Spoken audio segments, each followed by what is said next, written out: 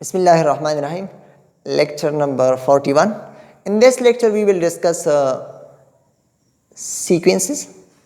So let me start. Definition. Let Xn be a sequence in metric space X4D.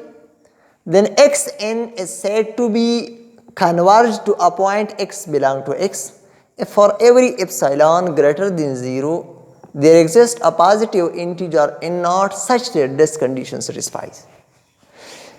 एक sequence को एक matrix space में हम convergent sequence कहेंगे, यानी एक्स एन को हम कन्वर्जेंट सीक्वेंस कहेंगे to a point X belong to X if for every epsilon greater than 0 there exist a positive integer N nought such that the distance between X N and X is less than epsilon for all N greater or equal to N nought. अब आप इस statement को इस diagram के जरिए समझिए.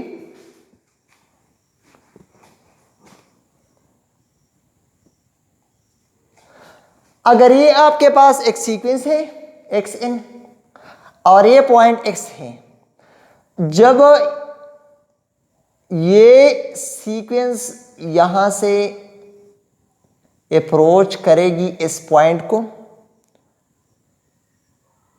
the distance between x and n is xn and x is less than epsilon. इसका मतलब क्या है? ये पॉइंट x है. आप इस x का एक छोटा सा नाइबरहुड ले ले जिसका रेडियस एप्सिलॉन हो, यानी इसका रेडियस बहुत छोटा हो.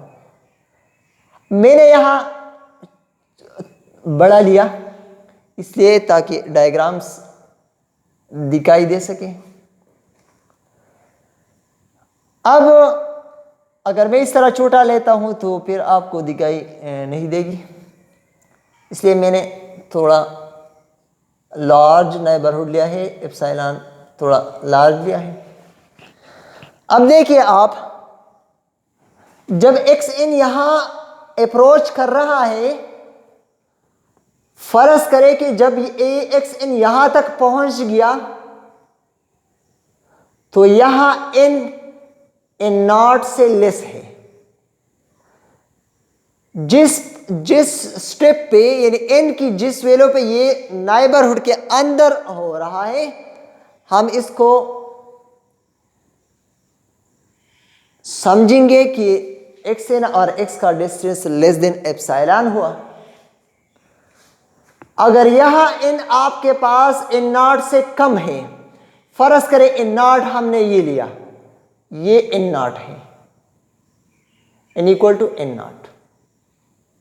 जब आप एन स्टेप यहां आए, एन नॉट माइनस 1 स्टेप, अगर एन नॉट आपके पास 100 है और आपने 99 स्टेप लिए हैं, 99 पॉइंट्स यहां आप पहुंचे हैं, तो इसका मतलब है कि ये कंडीशन सेटिस्फाई नहीं हो रहा. आप एप्सिलॉन से बाहर हैं. जब आप 100 स्टेप्स ले रहे हैं तो 100 स्टेप पे आप यहां पहुंचते हैं एन नॉट. ये 100 मैंने एन नॉट लिया है, N nought is equal to 100. N nought less than 1 और N nought minus 1 is equal to 99. 99 पे आप सर्कल से बाहर हैं, तो इसका मतलब है कि आप एक्स को अप्रोच नहीं कर सके. जब ये 100 स्टेप पे आया, इन नॉट पे आया, तो आप अंदर आए, सो हम ये समझेंगे कि distance between X and X is less than epsilon. अब अगर आप 101 पे जा रहे हैं, N nought N greater equal to N nought, N 101 पे, इसका मतलब है कि N is greater than N nought. तो आप जितने इसके करीब आ रहे हैं तो ये और भी एप्सिलॉन से कम होगा. सो एन नॉट से लेस आप नहीं कह सकते कि इसका डिस्टेंस लेस देन एप्सिलॉन है. जब आप एन नॉट के इक्वल या ग्रेटर हो रहे हैं तो इसका मतलब है कि distance is less than epsilon. इस स्टेटमेंट को हम इस तरह भी लिख सकते हैं कि X N goes to X as N goes to infinity.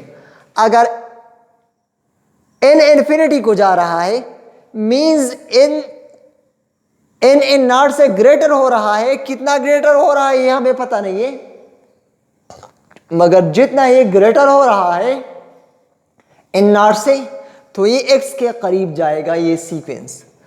So X N goes to X as N goes to infinity. इसको हम इस तरह भी लिख सकते हैं, limit X N tends to infinity X N is equal to X. और इस तरह भी लिख सकते हैं कि if n tends to infinity and limit n tends to infinity approaches to infinity, distance between x and x is equal to 0। इसका ये मतलब है कि अगर n इन्फिनिटी को जा रहा है तो इन दो पॉइंट्स के दरमियान डिस्टेंस x को आ रहा है, तो इन दो पॉइंट्स के दरमियान डिस्टेंस 0 को जा रहा है, 0 के करीब जा रहा है। अब a sequence which does not converge is called divergent sequence। अगर एक सीक्वेंस है वो कन्वर्ज नहीं कर रहा, ये कंडीशन सेटिस्फाई नहीं कर रहा, तो डाइवर्जेंट सीक्वेंस होगा। Now another definition, let xn be a sequence if there is an increasing sequence of positive integers k1 k2 up to kn and so on, such that is k1 less than k2 less than k3। अगर आपके पास एक sequence है xn और आपके पास subscripts का यानी positive integers k1 k2 का एक दूसरा सीक्वेंस है which is an increasing. Increasing का मतलब है कि k1 less than k2 k3 less than k3 less than kn। This is the symbols of increasing sequence. Then xkn is called subsequence of xn। तो xkn को हम subsequence of xn कहेंगे। Subsequence के terms यानी xkn को हम इस तरह लिख सकते हैं xk1 xk2 and so on.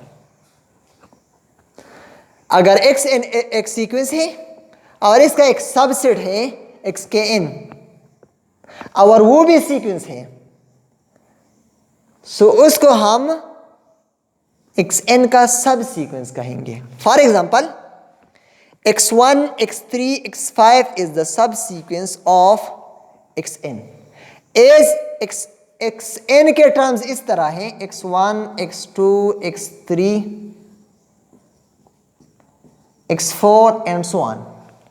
अब अगर आप इसे आड टर्म्स ले ले x1 x3 x5 तो इसका एक सबसेट आएगा और सीक्वेंस है तो सब सीक्वेंस होगा।